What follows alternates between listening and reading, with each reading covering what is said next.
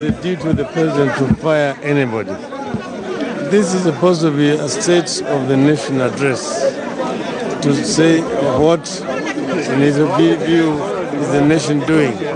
And I think in that regard, he did very well by highlighting key issues that affect the life of the people of Kenya, stating where we're coming from, where we are, where we want to go.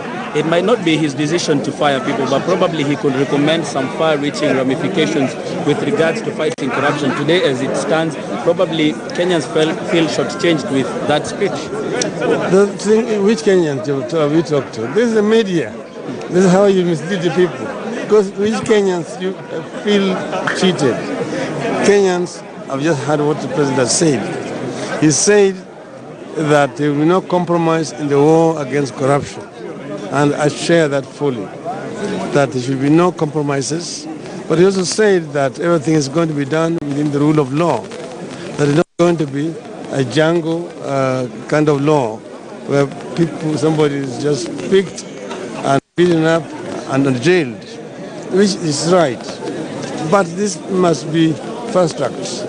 I think the frustration of the people of Kenya, the time that is taken to do these investigations, that there must also be an end to investigations and prosecution. I think in that regard, I totally agree with the rest of the country, that we need to move with speed and ensure that the people who are continuing to loot the wealth of this country, who are denying this country development, must face the law, and the sooner the better. He also talked about the judiciary and the slow pace, and he actually even spoke to the Chief Justice and said that it cannot be just one or two branches of government that are going to fight this. He even went ahead to say that some members of the judiciary were mentioned, and he's even revoked an appointment of a judge.